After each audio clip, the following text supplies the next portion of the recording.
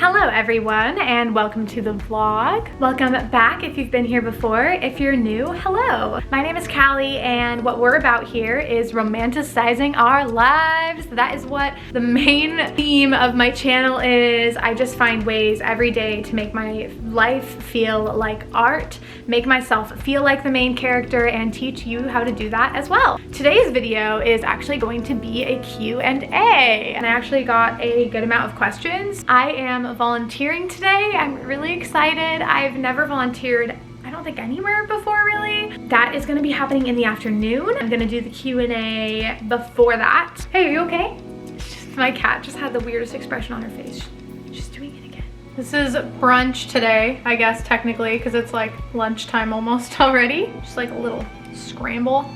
And my green juice. So I got a lot of questions actually, and it was an anonymous link, so I don't know who asked me these. I will try to get to as many of these as I can, but also try to condense this as much as I can. There's some pretty interesting questions in here. Let's get into it. Some of these are pretty deep and a little intense, so we're gonna start light. What's your favorite self-care thing to do? I have so many self-care things that I do, but I would say probably my favorite is like little eye masks. I love the eye masks that go like right under your eye. I like the feeling of them. They're kind of like tingly usually. They're so nice. I also have a jade roller and I love jade rolling my face. I like to put it in the freezer so it's nice and cold and helps with puffiness. Two people asked me for Netflix recommendations. My number one recommendation for Netflix is this show called Midnight Gospel. Oh my god, it is a masterpiece. I'm obsessed with it. It's the best. If you are into spirituality, if you are into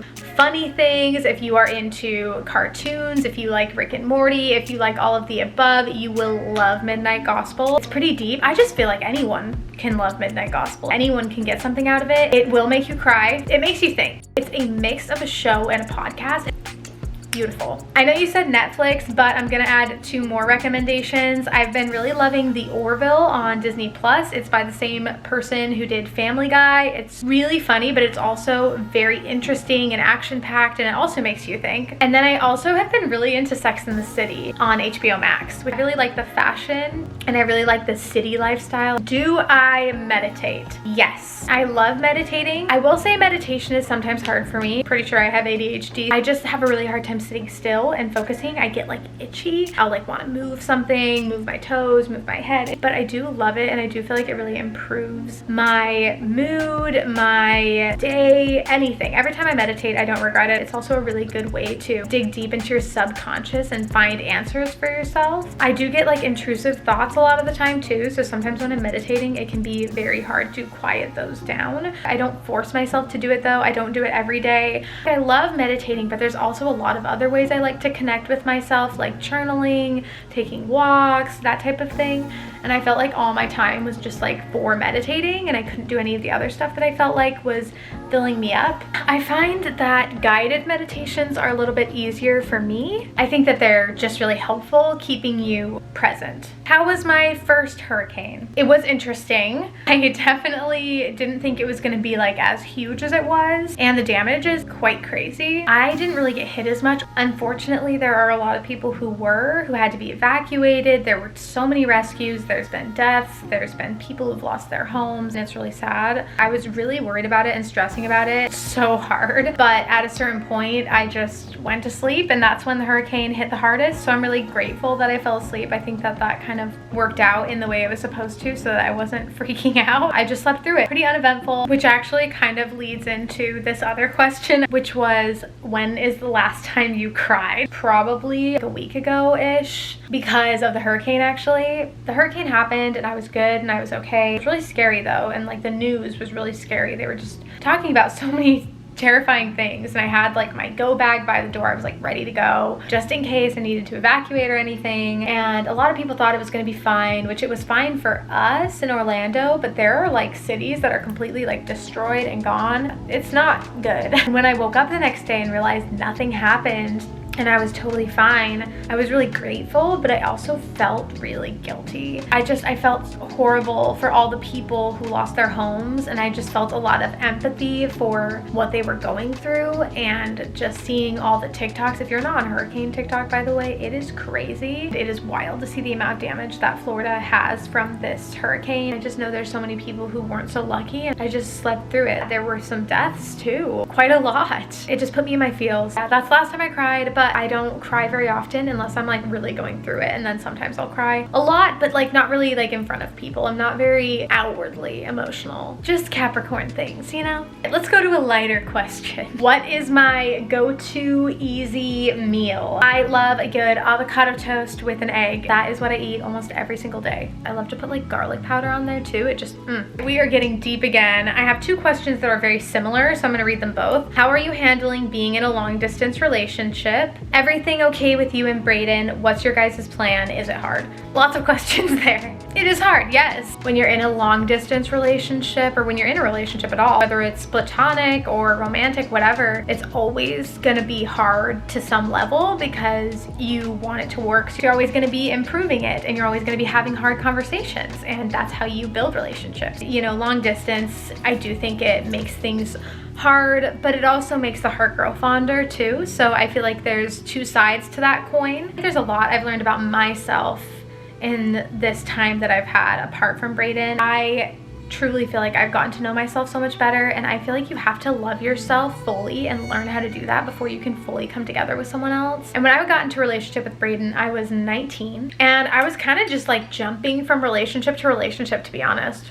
Then I decided, okay, I'm gonna stop jumping from relationship to relationship, and then I met Brayden and jumped into a relationship again. But it just felt really right. There was just such a soul connection there. That being said, as an adult, like since graduating high school, I don't think I've like been single for longer than maybe a couple months. That's not very long though. Even when I wasn't in a relationship, I had like, you know, a booty call. It wasn't like I was happy just being by myself. And I think that that comes from my upbringing a lot. I grew up believing that my sole purpose in life was to get married to a man, serve him, and have his kids. That was my identity. And when I grew up and realized that that is not at all my identity, and I am who I am, and we're all unique and beautiful in our own ways, whether we're mothers or not, whether we're married or not. I feel like I realized that a little bit later in my life, and I have been on a journey of realizing that I do love myself and that I can love myself. But it's still hard, you know? I mean, I'm really learning a lot about myself. I'm learning how to love myself, but it's hard to be away from my partner. It's hard to be away from the person I love most in this whole entire world. You have to love yourself first, and I think that that's very true. If you don't love yourself first, you can't love others fully. You're just not capable of giving that love. If you don't know how to give that to yourself, like how are you gonna give it to someone else? So I think I'm just now learning that and starting to teach myself how to do that, how to love myself.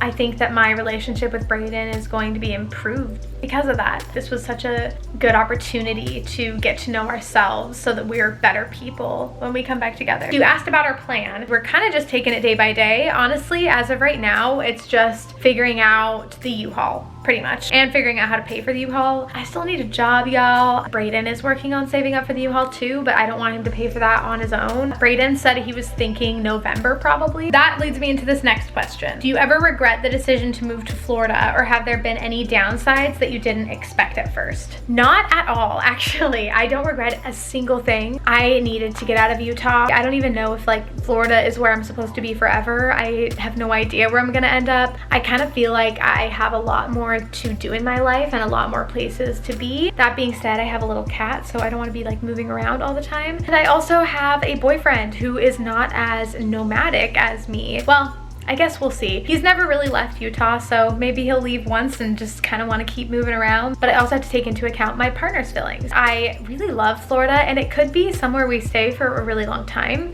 I don't necessarily know that it's forever home, or that like Orlando is forever home. I feel like anything can change in your life at any point in time, and I don't really know what's gonna happen. The plan was to buy property here, and I think that's still the plan. A lot could change. I love it here. I've always known that sunshine was gonna be better for for me. As someone with depression, I definitely thrive when I'm in places that it's less gloomy. And I also get rain here too. So it's sunny most of the time, but then you still get like the rainy days, which I love rainy days. You can be outside in the rain. It's like a tropical rain. I do think I'm gonna miss seasons. I think it's gonna be really weird to have Halloween happen with no leaves, Christmas with no snow. I don't really necessarily plan on spending all the holidays here all the time though. It's just probably gonna be that way this year. Other years I'm sure will be elsewhere, so I'm still gonna get my fill of the seasons. I really love it, and going back to Utah really confirmed that for me. I feel more at home here. I just never really felt like I fit in Utah. I don't really know how to explain it. I've always needed to be by the ocean. I don't know why. I feel so much better near it. Going to the beach is like fueling my battery. Like every time I go, I just feel filled up, and there's something about the ocean. I connect with it, and I need to be by a coast. I don't really know what the future holds, but I think no matter what, I'm always going to want to live somewhat close to a coast. I need that, I think, for myself and for my soul. You said downsides that I didn't expect. I feel like there's nothing that's been like necessarily like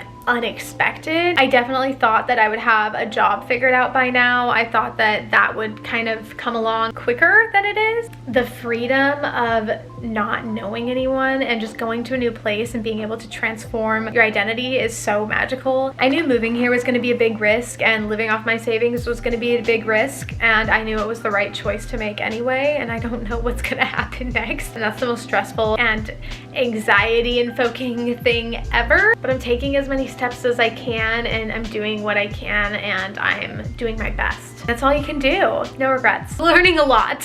This one's hard. The hardest thing to love about myself is the question. What's the hardest thing to love about myself? I need to explain this, but probably my body. And by that, I mean being a woman. The way I grew up, there was a lot of shame around sexuality, around sex in general, kind of around being a woman, to be honest. You were kind of viewed as, like I said earlier, like you are going to have kids. It wasn't like if you're going to have kids, it was when.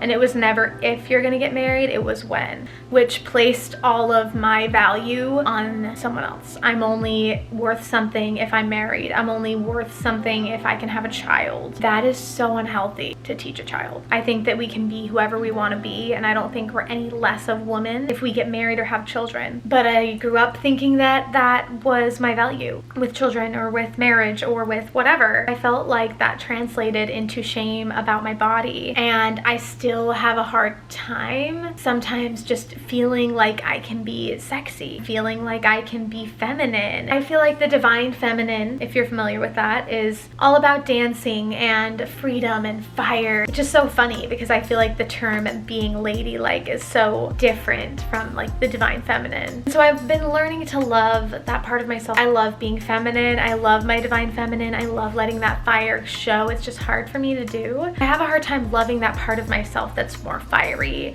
and sexy and out there and spontaneous, because I was told that that part of me needed to be quieted down. From the time I was really little, I was told that that part of me needed to be quieted down. So I did. I quieted it down. I tend to live in my masculine a lot. I tend to like very much plan things and want structure, just really want to have control. I need to be able to live in my feminine more and let go of that. Being fiery and being who I am and letting myself take up space is something to be celebrated. I'm continuously working on it, and I'm growing and I'm getting better every day. Someone asked, did I have a hard childhood? Before I answer this question, I want to bring up one of the laws of the universe. The law of relativity basically means that everything is relative, right? What's happening in my life right now could be so much better than what someone else is going through, right? I'm unemployed, I'm trying to figure out what I'm doing, I'm depressed, I'm anxious. Someone else could be in a situation where they have experienced starvation, where they are a prisoner of war. Like, there are some deep, crazy, traumatizing things that happen to people out there. There could be someone out there who has it way worse than me. There also could be someone who has it better than me. There could be someone right now that's sipping champagne off their balcony overlooking the ocean, and that's where they live. Doesn't that look better than this? It doesn't really matter. Like, everything is relative perspectives. So that being said, I wanted to bring that up when I say, you know, did you have a hard childhood? That's relative. Mine could be really hard compared to someone else's. It could be super easy compared to someone else's. I do feel that for me, me, my childhood was hard. I'm the oldest of 4. My parents got divorced when I think I was 9. Then they got back together when I was 13, and then they divorced again when I was 19. 2 divorces really, you know, messes someone up. I'm not trying to make anyone feel bad or feel miserable, and that's never my intention when I do these videos. It's never to make anyone feel bad. It's just to come from a place of honesty and authenticity, and to hope that someone else out there has experienced something similar to me and can relate and feel better. That's why I'm doing this. That's why I'm speaking. My childhood was hard, and I don't feel like a lot of the things I was taught as a kid were right. I've had to unlearn a lot, which has been really frustrating. I've had to unlearn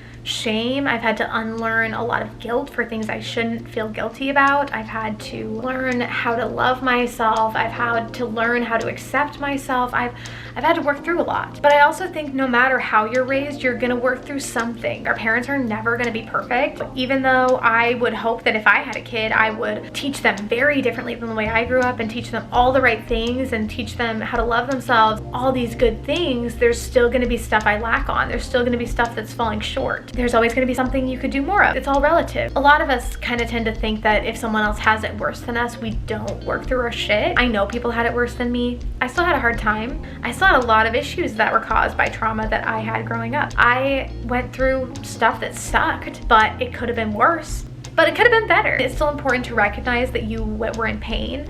And when I was a kid, I was in a lot of pain. I felt stuck. I felt empty. A lot of the time, I have experienced more happiness in my whole life as an adult than I ever have growing up. That's so sad to say, because usually when you're a kid, you want to experience being a child. And there was a little bit of that, but I had to grow up pretty fast. And I was put on a lot of medication that I think kind of numbed the part of me that was childlike. I lost a lot of my curiosity and wonder about the world. Sometimes our parents don't make the best decisions for us. As much as I wish that I'd grown up differently, and as much as I wish that my parents had implemented different values growing up, that's not what happened, and that's okay. And here we are. It's important to work through that shit, but it's also important to move forward. Don't look back, because you're not going that way. I got asked 2 questions that seemed to go into each other. So one was, what's your dream job? The other was, would I ever do hair again? Here's the thing. I feel like for myself, there are a lot of things I need to experience in this life. I used to think there was just one way. I need to just get to that one destination. I need to get to that one goal. I need to have this career. And I don't think that it's necessarily like that. I think that your career can be a web instead of a ladder. I think that it can be a beautiful tapestry of things you've learned in your life. I really enjoy doing hair. I never want to say like, oh, I'll never do that again, because I feel like that's very close-minded. I do feel right now as if that chapter of my life has closed. I feel I was meant to experience those things, and I was meant to do hair for a reason, and I needed those experiences to get me here to where I am at this point. There's never any regrets for me, because I feel like it makes me who I am as a person. There's things I would do differently if I did them again. I wouldn't be who I was if I didn't experience that. So I'm glad I don't have the opportunity to do things again, because I think we need those experiences to learn and grow. The reason I got into hair in the first place was because I loved watching makeup tutorials. I loved the idea of talking to a camera and doing that for a career and connecting with an audience, which is also why I loved acting, I think, growing up. That can be in hair too, because your client is technically your audience. I really loved the idea of doing that from a camera. One of the makeup artists I followed on YouTube went to cosmetology school to understand color theory better. That was where the idea was born. My dream job would be being a YouTuber. I love this stuff. I love doing videos like this. I love getting creative. I love connecting with people. I love building a community. I think a lot of people hate the word influencer. I really want to be an influencer. I want to influence the world in a positive way. That's what I want to be my job. I don't know when that's gonna happen. I am manifesting my dream life, and my dream life is being a YouTuber. I don't know what that's gonna look like. I don't know how or when the universe is gonna give that to me, but I believe that that is in my future. Describe myself in 3 words. Passionate Panther sunset. I'm not gonna explain because I don't have time. People who have positively impacted my life. Before I start with this, I wanna say that I believe everyone that I've encountered in my life has impacted it in a positive way, because whether or not they meant to, I learned something from it because I look at it that way, and I'm choosing to look at it that way. I'm just gonna mention 2 people, but that does not mean that I don't love everyone in my life who's watching this and that I don't appreciate and feel like you positively impacted my life. I don't want anyone anyone to feel left out, but I'm just gonna bring up two for time's sake. My friend Caitlin and my boyfriend Brayden. Caitlin is my spiritual partner in crime, essentially. Spirituality is very important to me personally. It's really good to have someone to be able to talk to about that stuff. We make intentions for every day and make sure that we both set our intentions for the day, and every day she gives me new nuggets of spiritual knowledge that I hadn't thought about. She always has something so impactful to say. I'm just constantly learning from her, and she's helping me evolve as a human. If you're watching this, Caitlin, I love you.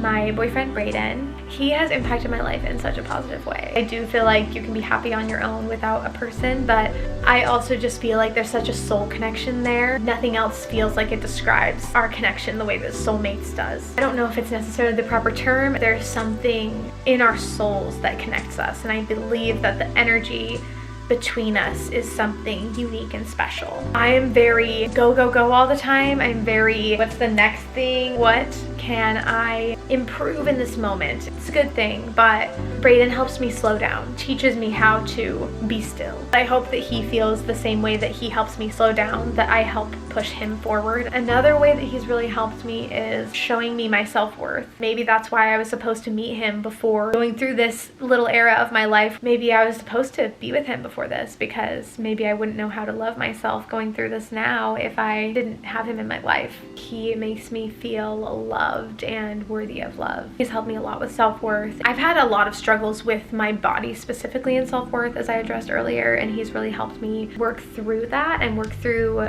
shame. Sometimes he watches my vlogs, but sometimes he doesn't. So if you're watching this, babe, I love you.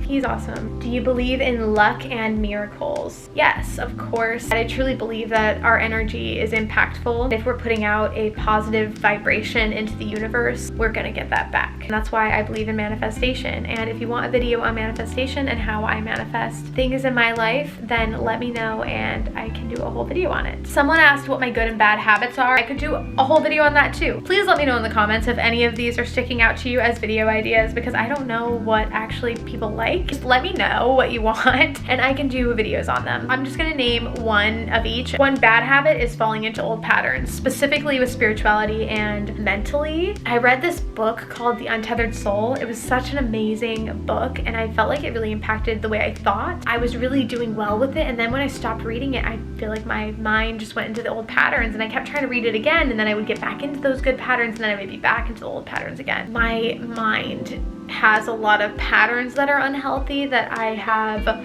worked on improving, and it tends to fall back into the old patterns that I used to do. So yeah, good habits, probably my morning practice. I have like a morning routine, but like my morning practice, I basically just have my notebook and I just write whatever comes to mind. A dream that I had, I'll do some shadow work, I'll do some light work, I'll write a to-do list. I call this my brain splatter journal essentially. So I just write things down, just like, but I've had a morning practice for a while. It's just usually it's like oracle cards and crystals as well as journaling, and I had like a guided journal before. I feel like it's been really nice to not have a guided journal. I've just been really writing whatever comes to mind. I actually just barely bought a journal and I haven't really been using it much. But I think guided journals are still really great. I think it really helped teach me how to get in the habit of journaling. I still might go back to like the guided journals I have if I feel like that's right in the moment, but right now I'm just kind of brain splattering on my papers in the morning, and I feel like it's a really good habit. Last question. What's a quote you repeat in your head? I don't chase, I attract. It is now 12:22 and I have to leave in like a half hour to do volunteer work. I'm so excited. I will let you guys know how my experience is. I hope it's a place that I can continue to volunteer at and build relationships there. I'm on my way home. I just went volunteering. I will tell you all about it. It was so much fun. It was so fulfilling. Easy peasy day. It was a very soft introduction to the volunteer work I'm going to be doing. I just feel so fulfilled from even just that. I'm listening to an incredible podcast. I really want to get a little bit more deep and more spiritual with these vlogs, so let me know if that's something anyone is into. And I really want to put more of a focus on mental health, self-care.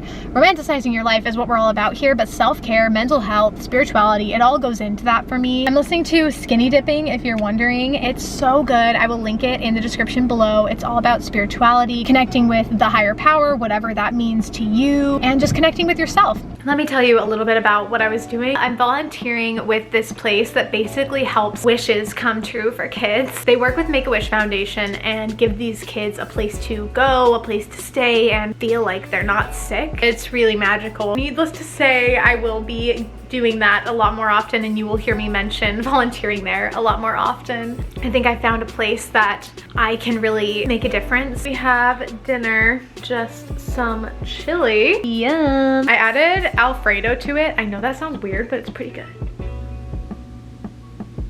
Hi, it's me editing. If you can't tell by the way I look, just know I've been through a lot to get this vlog uploaded. Literally all my blood, sweat, and tears are in this video. I've worked endless hours editing this video only to realize my work has not been saved and then had to redo it, and then hours on top of that. It also was a lot to edit through because there were a lot of questions and I couldn't answer all of them, but I tried to answer all of them. I had to go through in the editing process and pick which questions I didn't want to answer in this video. So I'm sorry if I didn't get to your question. I'm sure there will be other Q&As. You can ask it again if you really want to know, or just send me a DM and ask me to do a video on the topic or question that you have, and I am more than happy to do that for you. I had a whole clip filmed on ending this vlog, and I answered a few more questions in that clip. The clip is now black. I don't know what happened to it, but to be honest, it's probably a good thing because it was getting really long and I was having a hard time trying to condense it. So there's a positive there. If you made it all the way to the end, I appreciate you so much, especially because of how long this took me to edit and how much work and vulnerability it took for me to speak on the things I spoke about. It just was a lot. Just know I appreciate you so much. Please give it all the love, share it with your friends, comment below, and I will see you in my next video. Bye!